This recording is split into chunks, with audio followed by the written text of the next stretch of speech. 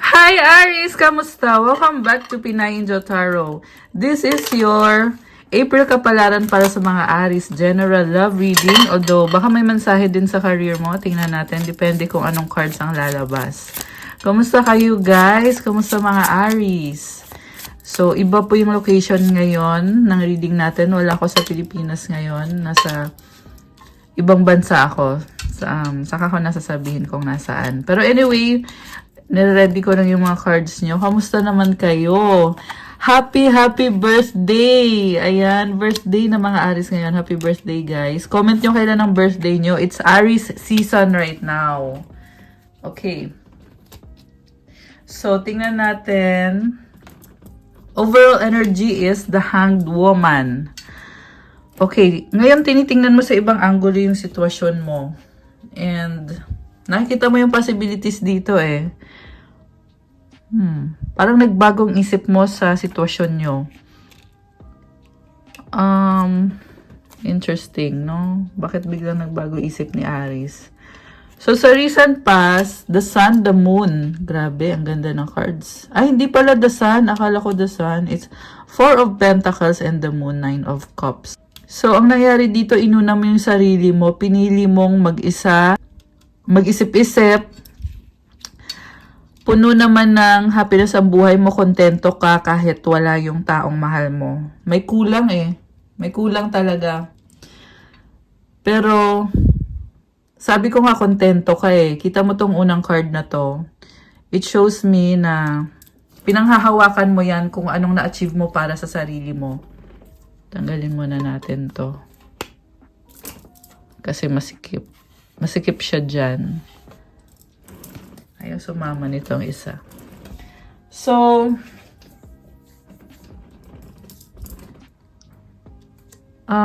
grabe din yung effort mo para ayusin yung sarili mo eh.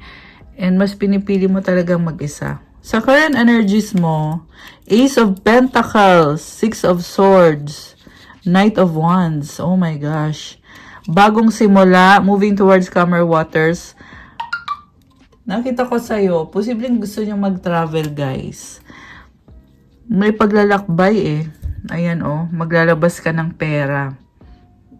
Posible yan, isang bagay na gusto mong gawin nga, ngayon magagawa mo na. And, mas nakakalma ka sa ganyan. Also, I feel like magkakaroon ng bagong simula sa love life. Kasi binago mo yung sarili mo, ini-enjoy mo yung life mo, kaya nagiging mas masayahin ka.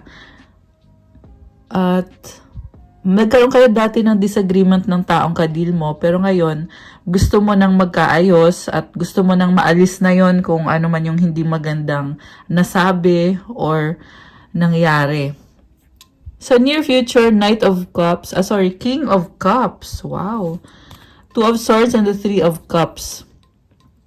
So, gusto mong bumalik sa kanya, pero natatakot ka. Kaya dinadaan mo na lang sa pagiging friend. Parang naging friend zone ka dito. Merong problem dito eh, kaya takot ka na baka mamaya, yung hadlang na yan, 'di ba? Parang iniisip mo na baka hindi mag-workout dahil nga sa nakahadlang na problem. May itim na clouds dito. It symbolizes na medyo hindi pa clear ang mga bagay-bagay para sa'yo. Kaya naka-blindfold yung babae dito. And then, again, nakikita ko pa rin na kontento ka. Pero sa totoo lang, tinitiis mo eh. Sobrang mahal mo kasi yung taong yan. Emotional ka dito, Aries. Okay. Mag-clarify tayo, guys. Gagamitin ko yung isang cards.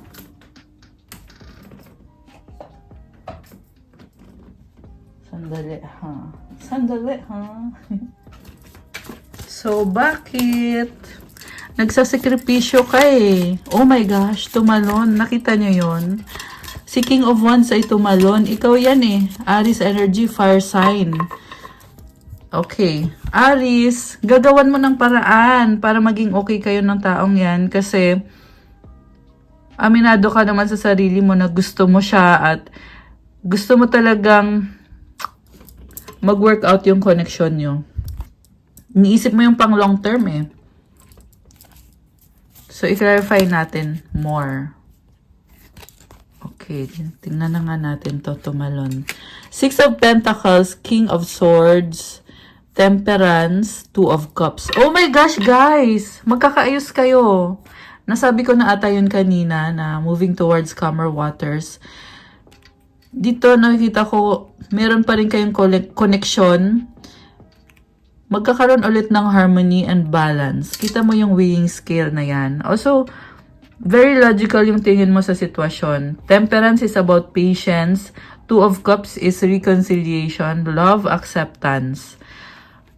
Kaya mo siya tinatanggap. Kasi, sabi ko nga, gusto mo naman talaga siya eh.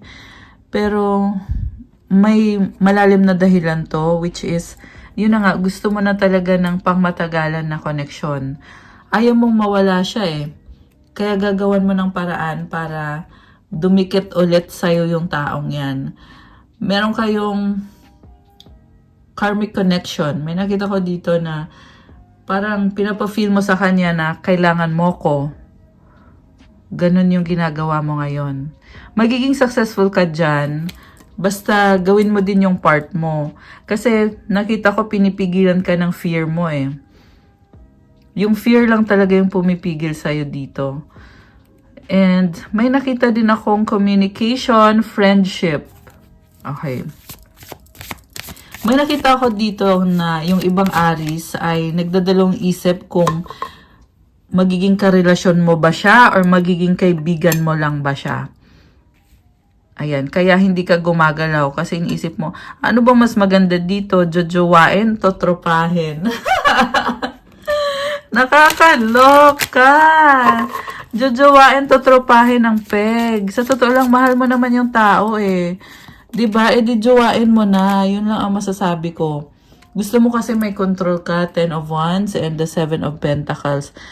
May nakita kong problem na aayusin mo, biglaan, agaran.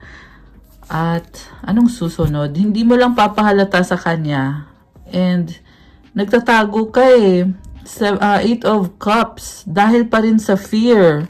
So, desisyon mo talaga na magtago or alam mo yung sinasabi ko nagtatago is parang kunyari, busy ka. Kunyari, wala kang pakialam. Pero sa totoo lang, meron naman talaga. So, 6 of Cups, Ace of Swords. May mga memories kayong ng taong yan na hindi mo na pwedeng i-deny kasi nangyari na eh. Mabait si Aries eh, malambot ang puso mo. Okay, ngayon lumabas dito, meron kayong mga pag-aaway dati. Or kung hindi man to pag-aaway, ilang beses mo sinubukan na mag-workout kayo pero hindi ka naging successful. Nagkaroon ng conflict. Ito 5 of Wands sa bottom of the deck. Bottom of the deck. Ayan, Mercury retrograde pa rin tayo ngayon hanggang April 25. Kaya expect na may mga problems sa communication, sa mga gadgets, may mga delays. Anyway, hindi ganun ka-clear yung pag-iisip, no? Kapag Mercury retrograde. Kaya, dami nagsasabi na wag makipagbalikan kapag Mercury retrograde kasi mamaya magsisi ka. So, ang masabi ko lang naman is hindi naman sa lahat ng sitwasyon yan kasi minsan ito din yung panahon na kailangan mong ayusin kung ano yung hindi mo naayos pa. So, you need to take the chance, take a risk. Ayan. King of Pentacles. Ito ka, very stable. May friendship dito, 3 of Cups. The Sun, wow, leadership. Queen of Pentacles. Alam mo, may nakita ko dito, baka may kadikang Earth sign, Capricorn, Taurus, Virgo, or Leo energy. Although this can be any sign. And parang kayong, para kayong mag-asawa na eh. Kasi very practical. Also, meron ding pag-uusap, friendship. So, nagkaayos na kayo. Or, iniisip mo na, ito no, Gusto mo na talaga maging official yung relasyon nyo para hindi mo na problemahin. Yung iba naman guys, parang tinatry mo lang i-win back yung taong yan para maging permanent na siya sa buhay mo. Gusto mo siya i-win back. So, 8 of Pentacles, 8 of Swords, Page of Cups, 4 of Pentacles. So, may nakita din ako dito. Oo, sobrang mahal mo siya. Excited ka, pero in-overthink mo kung paano mo ba gagawin. Gusto mo pa rin na may control ka kasi ayaw mong mag-take advantage sa'yo yung taong yan. Yun yung kinakatakot mo eh. Gusto mo kasi mag-isa ka lang. Ang tanong, ano bang feelings ng person mo? Tingnan natin. Ano bang feelings ng person ni Aries? Knight of Swords, the Chariot, Ace of Pentacles. May bigla ang pag-travel or communication. Bigla ang offer sa'yo. Communication, 8 of Wands. Alam nyo guys, it's Aries season. Marami ngayon nagta-travel. Ako nga nagta-travel ako eh. Nasa Vietnam ako ngayon. Wala ako sa Pilipinas. Ayan, kaya I'm sure relate din kayo. Kasi lumabas dito ilang cards na about travel. So, maganda yan kasi nagpa-flow yung energy. Maraming blessings galing kay universe. Kita mo tong 8 of Wands, oh. Lumilipad kasi yung mga wands. Ibig sabihin may mga unexpected na paparating na galing sa universe. Yung iba dyan ay minanifest mo. Yung iba naman dyan ay nangyari lang talaga. Tingnan natin. 3 of Wands. Queen of Wands. Oh my gosh! May nakita ko dito ibang tao. May babae dito. So, yung iba guys, may nakita kong possible na third party. Kung hindi man yan third party, pagsiselos yan. Minsan kasi pag sinasabi kong, kunyari, sinasabi kong merong third party, in-overanalyze na kagad na niloloko kayo. Kasi, posible naman yan sa isip lang guys. Kumbaga parang iniisip niya, what if maghanap ako ng iba? What if subukan ko si ganitong tao? Baka makahanap pa ako. Meron kasing ganun eh. Hindi yun, for me, hindi naman cheating yun eh. 'Di ba? It's a form of self-care kasi iniisip mo eh. Or iniisip niya kung ano yung makakabuti sa kanya, kung mag-workout ba kayo o hindi. Kasi, kung hindi rin naman kayo mag-workout, syempre, pag-isipan mo din yung ibang options mo. Kaya for me, natural lang din na mag-isip-isip. 'Di ba? So, maliban na lang kung talagang nakipag-date ka sa iba, ayun ay cheating na talaga yun. So, sa nakikita ko naman dito, ang nangyayari is, yun na, nag-iisip nga ng ibang tao or other options. Okay, 4 of Wands, 10 of Cups. Merong merong commitment, stability. Waiting for commitment, makukuha mo. So, syempre, kailangan mag-effort dyan. Ito din guys, meron kasi iba na pag sinasabi ko na magkakabalikan, magkakaayos, parang iniisip nyo, ay, hindi na ako mag-effort kasi magkakabalikan naman pala, hindi ko na kailangan gumalaw. Hindi din ganun yun. Kailangan sabayan mo rin. Kasi may mga nangyayari na nauudlot. Alam mo yon, may mga ganun din. So, mag-ingat kayo about that. Kung gusto nyo i-manifest yung isang relationship or isang tao, dapat ikaw sa part mo, make sure din na meron ka din ginagawa. Ayan, ganun yon. Parte kasi ng manifestation yung effort na gagawin mo. Alam mo, may nakita ko dito na gusto mo yung tao, gusto ka din niya, Aries. Yan yung feelings niya sa'yo ngayon. Okay, pinoproblema mo eh. Meron talagang pagsiselos dito, guys. The Moon and the 3 of Swords. Nagsiselos kasi iniisip mo na may iba. Okay. Baliktad. Pwedeng baliktad siya yung nagsiselos na may iba ka. Roles can be reversed since general reading to. Okay, nag-aabang nagsustok si Aries. 10 of Cups. Ang daming blessings, pero bakit parang nahihirapan ka pa rin. The Tower. Oh my goodness. Nakakaloka. Ayan. So, kaya mas pinipili mo manahimik na lang eh. Kasi alam mo may problema. Ba't ka magsasalita? Hindi mo pa nga naayos yung problema. Parang ganun yung tingin mo sa sitwasyon. Tingnan natin yung person mo ulit. So, 2 of Wands and the 5 of Cups. 8 of Pentacles. So, busy, nakafocus sa work, medyo malungkot, medyo nalilito. Alam mo, may nag-iba dito, kaya napabuntong hininga. Kita mo tong 4 of Cups. Ayan o. Ayaw nyo kasi na nawawalan ng atensyon. Or ayaw niya na ikaw yung nawawalan ng atensyon. Kaya, itong person mo nakikita ko, gusto niya pero natatakot. Pabalik-balik to itong Knight of Wands. Baka may kadikang Sagittarius. Medyo malungkot si Sagittarius ngayon. Ayan. Yan yung lumabas dito. Malungkot si Sag. Wheel of Fortune, the Fool, King of Cups, Page of Wands. Alam mo may bagong energy. Wheel of Fortune kasi ibig sabihin pag lumabas to, umiikot yung gulong ng kapalaran. Again, umulit dito guys, merong magkakabalikan, merong mag-uusap tungkol sa parang flirty na pag-uusap. Medyo may may kalandian. Ayan, yan yung sinasabi ko. Queen of Cups. Napapasaya mo siya, napapasaya ka niya, napapasaya yung isa't isa. Everybody is happy. Wow, I love this. Oh my gosh. Alam mo yung person mo, nag-i-imagine na ng kung ano-ano.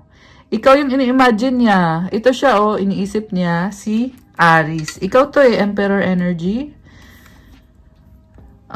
Mukhang sinustok ka at curious sa'yo. Ikaw kasi dito yung masculine energy. Ikaw yung talagang may say kung anong, alam mo yun, yung mga desisyon sa relasyon nyo, sa'yo talaga nakasalalay. Kaya iniisip ka niya, anong desisyon mo, Aries? Mahal mo ba ako kasi mahal kita? Si Queen of Cups kasi gusto niya ng happiness, ng good relationship.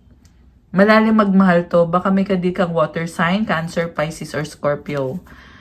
So, anong outcome? Para kay Aries, Judgment, Death, Page of Pentacles. Ang outcome, merong magbabago, kaya parang naiilang pa. No?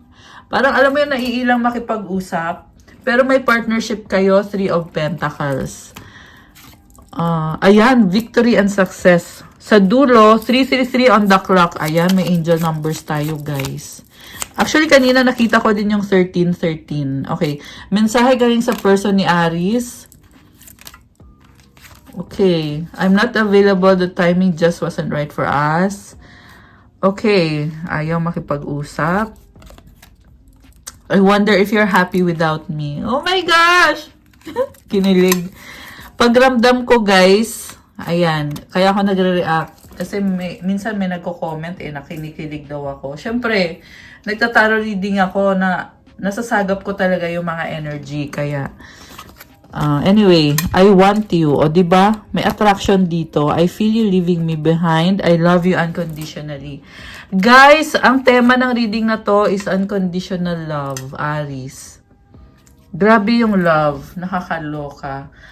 Yung nga lang, parang hindi maalis yung pagsiselos talaga. For me, sa nakita ko dito, okay lang yung pagsiselos kasi magtaka ka kung hindi nagsiselos yan. Alam niyo yung sinasabi ko, guys. Okay, ano pa? Oh my gosh! I love you! Ayan. Love ko na tong reading mo, Aries. Happy birthday ulit sa mga Aries. Ayan. So, sunod-sunod, may I love you unconditionally at may I love you. Anong mensahe galing sa universe para kay Aries?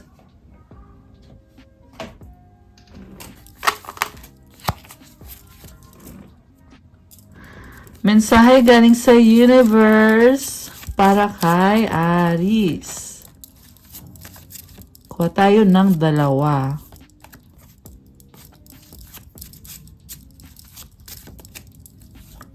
Okay. I release time and let the universe show me what to do. Oh my gosh, ang lalim. I cherish every cell in my body. Gusto din lumabas nito. The difficult relationships in my life are the perfect mirror for me to look more closely at my own behavior. So, yung unang card muna, si universe nang bahala sa'yo. Kita mo yung mga stars na yan. Tsaka yung mga kamay na yan, merong sumusuporta sa'yo eh. Hindi mo kailangan magmadali. I-release mo daw yung time. Pag sinabing time, ibig sabihin, mangyayari at mangyayari talaga. Hindi mo mapipigilan kung anong nakatadahan na mangyari. Pero syempre, gamitin mo din yung intuition mo. Pakinggan mo din kung ano yung sinasabi sa'yo. Kasi may dapat kang gawin. Sabi dito, let the universe show me what to do. Ipapakita naman daw sa'yo ni universe sa tamang panahon kung ano ang dapat mong gawin. Color green, this is a symbol of abundance. Ayan. Appreciate what you have, Aries. And then, alam mo, mahirap yung sitwasyon mo. Ayan, kita mo parang may dalawang mata, may dalawang kamay. Kanina sinabi ko rin yan na nagdadalang isip ka, natatakot ka. And sinasabi kasi dito na nakikita mo yung sarili mo sa sitwasyon. Kaya ka parang nag-hold back ka eh. Ayan, ganun yung nangyayari. Pero may balance naman. Kita mo yung sun tsaka moon. Ayan.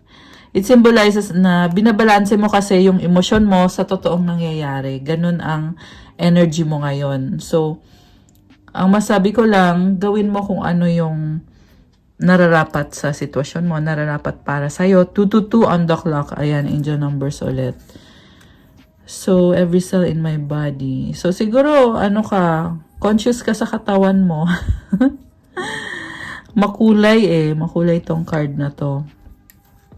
Yan, I feel happiness sa reading mo ngayon. Okay guys, so what I have for you, Aries, for your April Kapalaran. Thank you for watching, Aries. I-like nyo na tong video na to. Comment kung nagustuhan nyo ba or kung nag-resonate ba sa inyo.